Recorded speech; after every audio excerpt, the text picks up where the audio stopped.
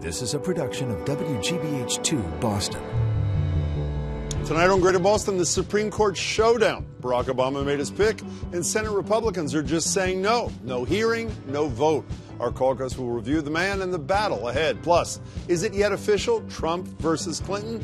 Then we're checking in on that groundbreaking opioid treatment program in Gloucester. You know, the one that lets people turn in their drugs without fear of arrest if they're seeking help. Ahead, the police chief behind this joins us to talk about its impact and its prospects beyond Gloucester. And finally, my thoughts on how, when it comes to degenerative brain disease, the NFLers are Baghdad Bob no more.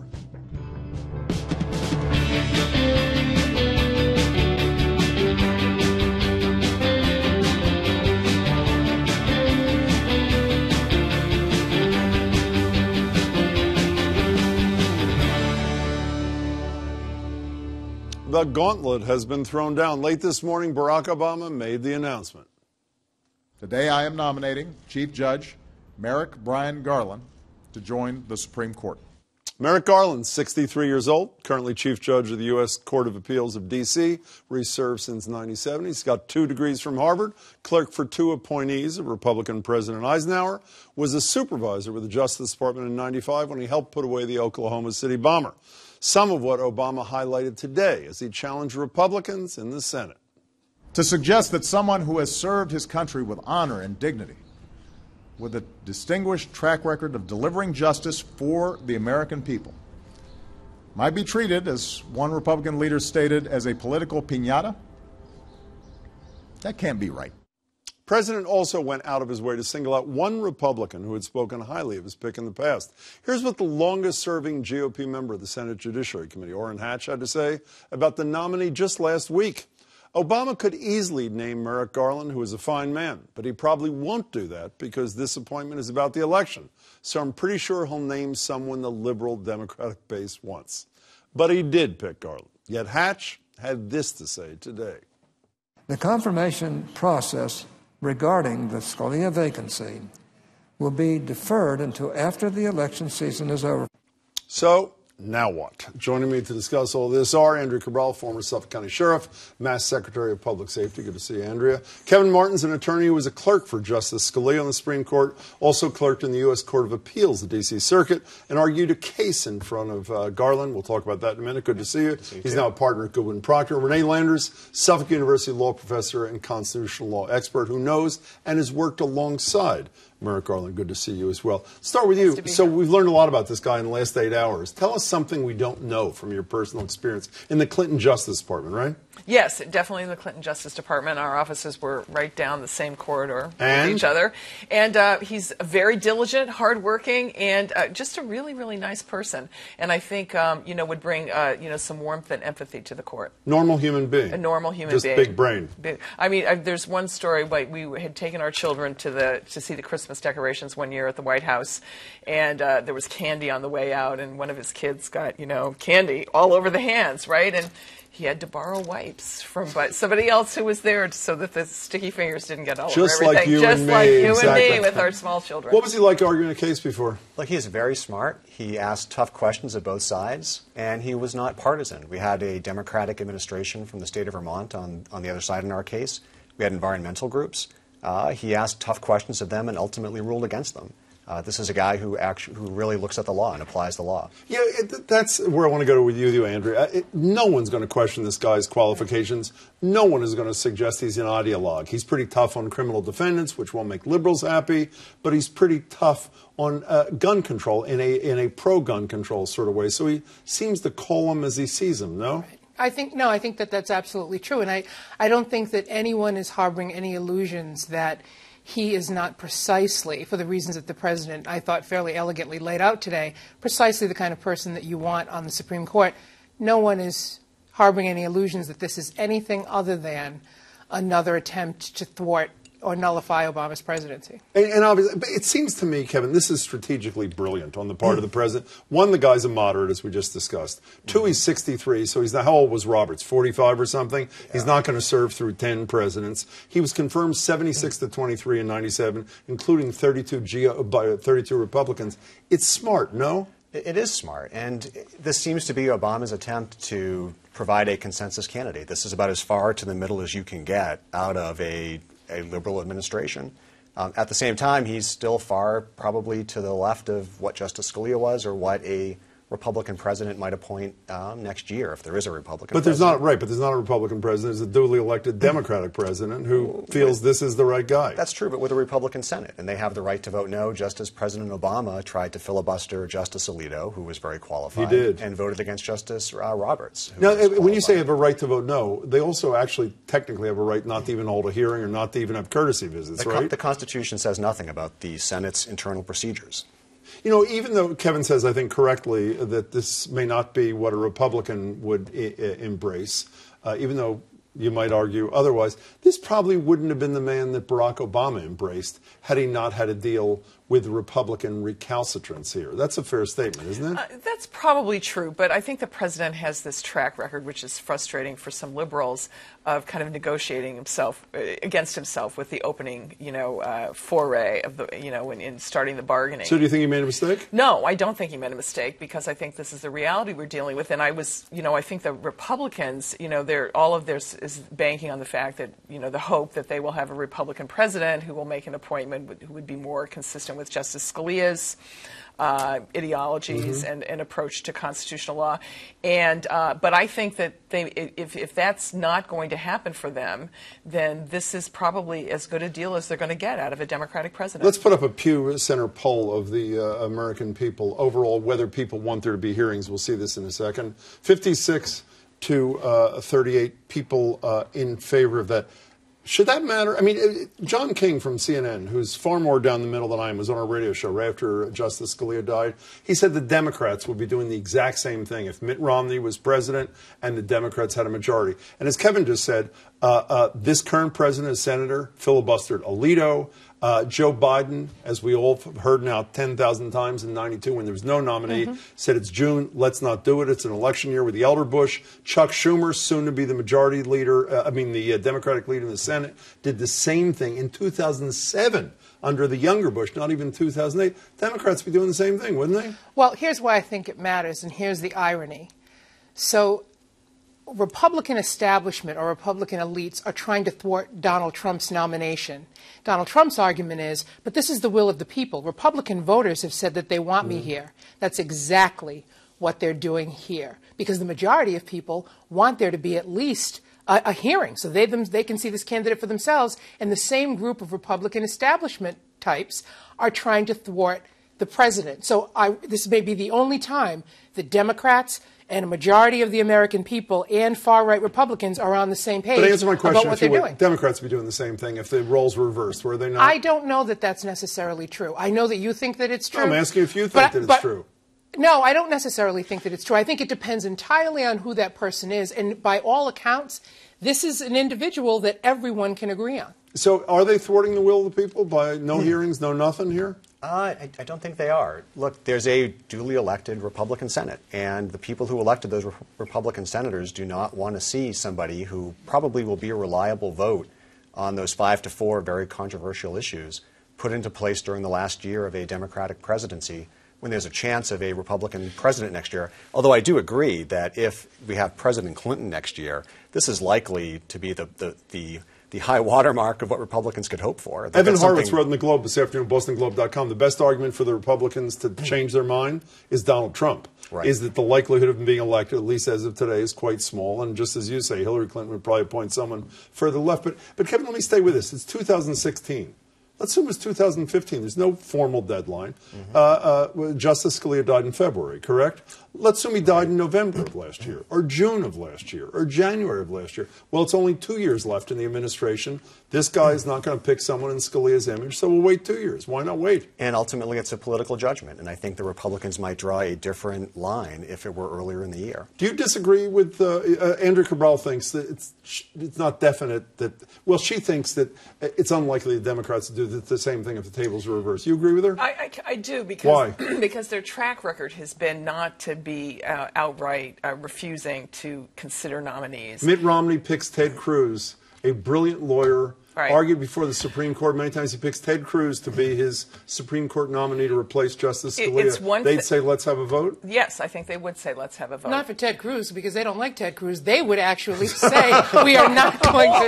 Or they would do what they did with the Robert Bork nomination, which is have a hearing, have tough questions, and vote no. I want to ask you about one more thing in that fine. Pew poll that was stunning to me, but maybe it shouldn't have been. Can we bring this up again, the racial divide? You see this, whites by a narrow margin think the Senate should hold a hearing. Blacks, 82 to 15, crushing numbers. My read on that, and I haven't read behind the Pew poll, Andrew Cabral, is blacks in this country think that the thwarting of Barack Obama's agenda is in part because of the color of his skin. Is that what that poll shows? Yes, because they have incredibly clear and convincing evidence to that effect. Not solely because of the color of his skin, because there's also a partisan divide, but I think what that's pushed back against the persistent nullification or attempt to nullify his presidency. Will this guy be confirmed in this year?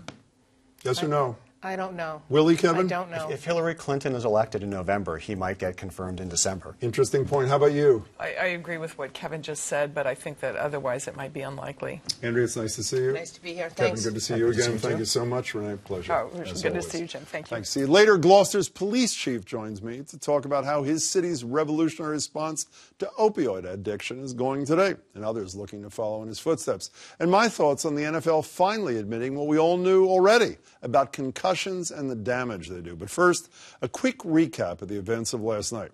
We're another man down in the race to the White House after Marco Rubio failed to win his home state. While it is not God's plan that I be president in 2016 or maybe ever, and while today my campaign is suspended,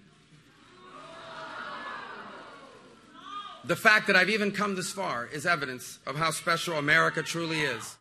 And as expected by most, the Trump and Clinton victories were sound. For the Democrats, Hillary Clinton scores a convincing string of wins. She expanded her lead over Sanders tonight with 3 big wins in 3 large states. Donald Trump had a big night, too, winning at least 3 states. To win by that kind of a number is incredible. We're going to make our country great again. This is another Super Tuesday for our campaign. We are moving closer to securing the Democratic Party nomination and winning this election in November. Now, Missouri is still keeping things interesting. Trump and Clinton both won in the state, but less than 1% was the margin, so recounts are possible. Regardless, Trump and Clinton both built on their delegate leads last night. But for those of you wondering whether this was it, and it's over on either side. The reason that we have defied all expectations is that we are doing something very radical in American politics. We're telling the truth. We continued to gain delegates and continue our march to 1,237. We are going to go all the way to Cleveland and secure the Republican nomination. And it's not just those guys who are hanging in there. A group of conservative leaders will meet in Washington tomorrow to talk about the possibility of putting up someone for a third-party run. And among the names being tossed around, Truth, the man who was pulled into a House Speaker job, he said he didn't even want. Paul Ryan. You know, I haven't given any thought to this stuff. People say, what about the contested convention? I said, well, there are a lot of people running for president. We'll see. Who knows? Exactly. Who knows? Next up, the opioid crisis here in Massachusetts. Earlier this week, Charlie Baker signed a bill into law aimed at drug prevention rather than prosecution, and among other things, better controlling access to addictive drugs. But for those already addicted to opioids and heroin, it's a very different problem. Getting help can be incredibly difficult, which is why the city of Gloucester started its groundbreaking program last year, which lets addicts turn in their drugs and paraphernalia without fear of arrest and get real help. The program has already helped hundreds of people, and as Stephanie Lydon shows us, the reach goes well beyond city lines. There's no heat in here. There's no heat. You can pretty much see your breath. Nathan Lamoth endured last winter's bitter cold here on his family's back porch. I just had a bed in here. He was rarely allowed inside. A heroin addict, he stole whatever he could to pay for drugs. I got kicked out of the back porch for stealing from my mother. By spring, he was living on the streets of Fitchburg, contemplating suicide. I wore out every relationship I had with anybody. I couldn't ask anybody for anything. But just as he hit rock bottom, Nathan's mother did give him something. a ride to the police department some 80 miles away in the town of Gloucester. She had seen this post on the Gloucester Police Facebook page. Turn in your drugs and instead of facing arrest, police will help. Stung by 4 overdose deaths in a matter of months, Gloucester's police chief was targeting his community. But the post went viral with 2 million hits. We had people coming from California. The help was not there. Someone came from California to Gloucester Police to get help for addiction. That was our first intake. If the chief sounds more like a social worker than a police officer, well, it's all part of the job. Navigating a treatment system notorious for turning people away. He remembers the night Nathan Lamothe showed up. He came in and he looked around and said, "There's no way I'm getting anything." And I remember talking to him and saying, "You're not leaving until we get you treatment. Don't worry about it." Lamothe was in detox that night. Then police found him long-term treatment in Florida. 7 months later, Lamothe remains in recovery and closely connected to Chief Campanello. He's one of my main supporters. How ironic is it that the person who ends up sending you a lifeline is a police officer? Yeah, that to me never happens. To me, it's usually either I'm running from them or hiding from them or being arrested by them. It's never been, I'm going to help you and you don't have to ever worry about being an addict again. Lamothe is back in Fitchburg only to visit. He's made a new life in Florida, even saved enough money to buy a moped. Up here, I couldn't even get a sandwich. You're laughing, you're smiling. Do you feel dramatically different about your future? I have hope. Stephanie Lydon, WGBH News. That's amazing. Joining me now, Gloucester Police Chief Leonard Campanella. Good to see you, Chief, again. How are you? John Rosenthal, you know him, founder and chair of Friends of Boston's Homeless, Stop Handgun Violence. The two teamed up in June to form a new organization, Police Assisted Addiction and Recovery Initiative, or PARI, to help other departments implement Gloucester's model. John, good to see you, too. You know, that story is so incredible. But there's some who are resisting. Let's deal with your own men and women for a second. That's social work. I was going to use the line Stephanie did. They're trained to be cops, to arrest people for crimes, to do law enforcement. How hard was it for them to buy into your agenda, Chief? Well, I think there was a little resistance at first. You know, there's a traditional way of doing law enforcement, but you approach the conversation with, we're not going to stop anything we're doing on the supply side. We're not going to stop being police officers. We're going to add this element and see if we can come around to helping people. And it was quickly adopted. But even your DA has had some qualms, has he not?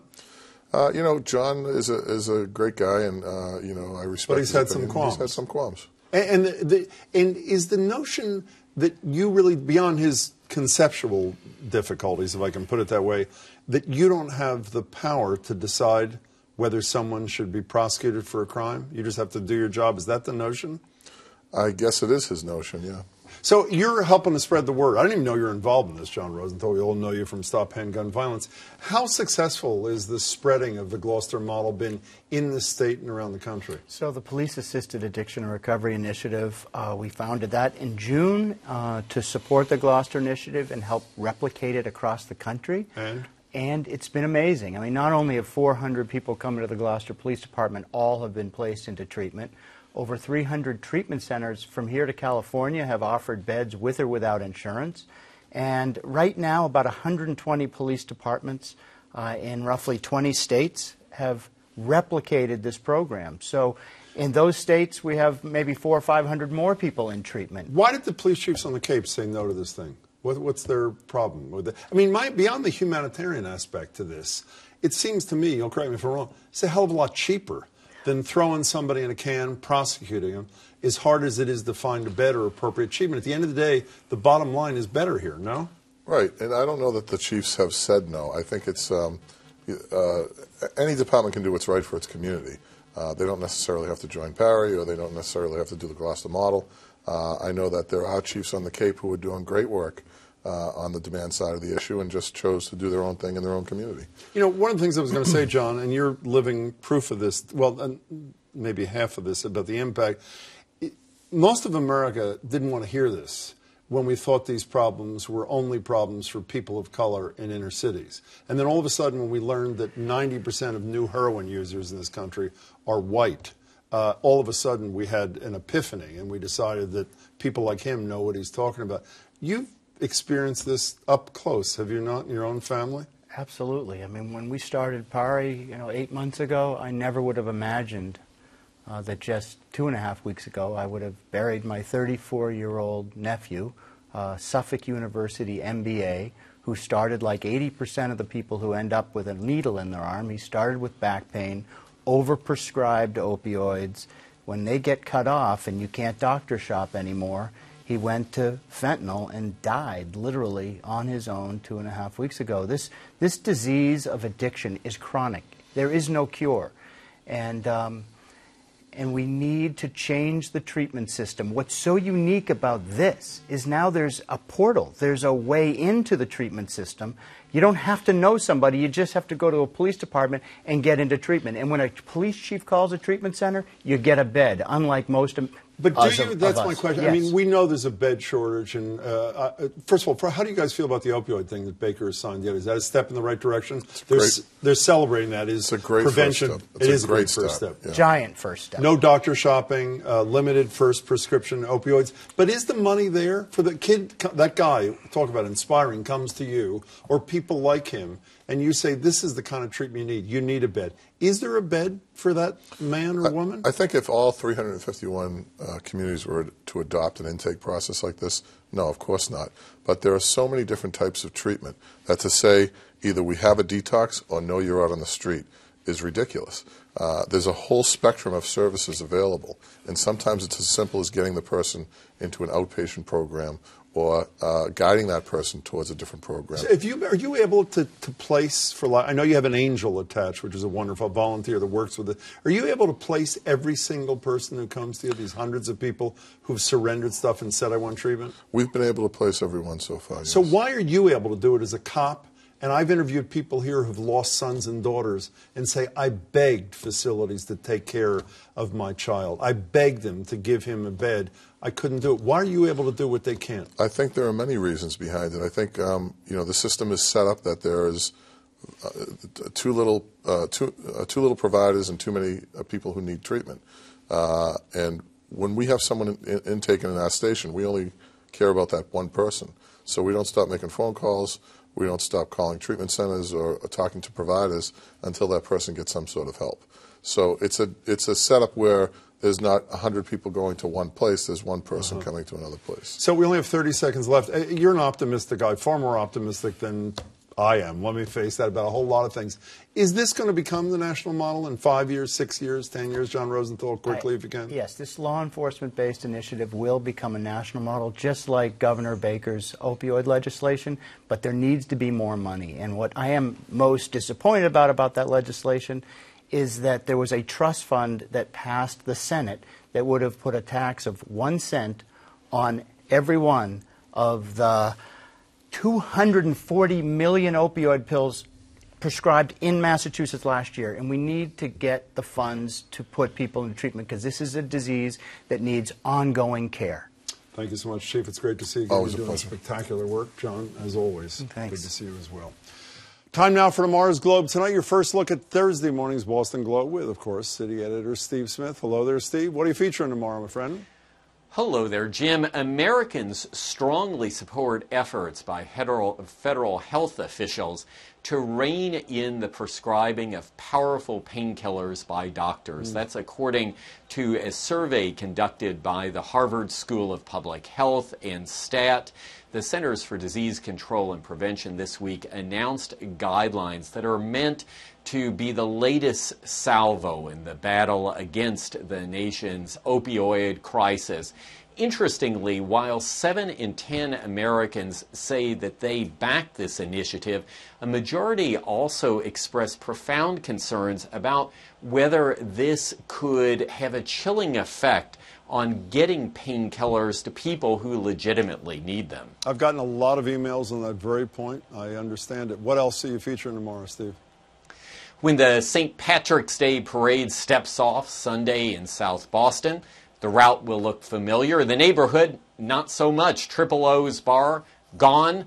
Social wines, belly up for your nice glass of Chardonnay. Take a walk along the parade route and you see in high relief a neighborhood in profound transition as shops opening up to cater to an increasingly well-heeled populace and condos, many of them selling for north of $500,000. I'll wear green tomorrow if you do too, Steve. Deal? Deal. See you then. So, you remember Baghdad Bob? He was Saddam Hussein's information minister during the invasion of Iraq in 2003, oblivious to the facts, selling the company line with gusto. Well, meet NFL Bob, a.k.a. Mitch Berger. He's a neurosurgeon who heads an NFL committee on long-term effects of brain and spine injuries on former players. At the Super Bowl a month or so ago, he continued the cruel fiction, saying there was no link between football and CTE, chronic traumatic encephalopathy. It's a degenerative brain disease. That all changed Monday. In front of Congress, here's Jeff Miller. He's the NFL Senior Vice President of Health and Safety during a congressional roundtable Monday, saying there is a link between football-related head trauma and CTE. The answer to that question is certainly yes. Certainly yes. Now, while the NFL finally admitted it, virtually everyone else already knew it, from players who were horribly disabled to those who have died prematurely. Of 94 brains of former NFL players examined by Boston University's researchers, 90 showed signs of CTE. And while I hope this will increase the size of the settlement for those former players who the NFL has used, lied to, then spit out, my primary concern is not the adult stars, but the kids who want to be just like them. And maybe this long overdue burst of honesty will help. Former Harvard football player, former pro wrestler, and now one of the inspirations behind exposing this concussion CTE connection and making all contact sports safe, agrees.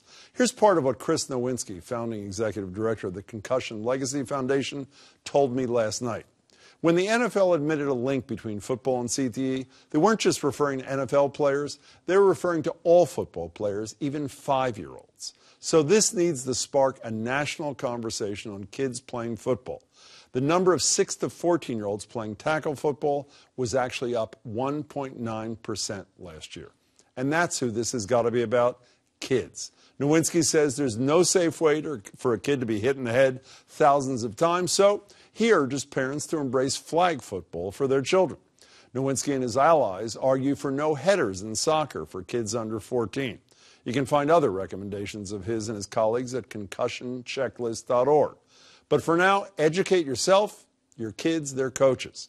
Now that NFL Bob has been silenced, it's time for us to speak up. Our kids' health depends on it. What do you think?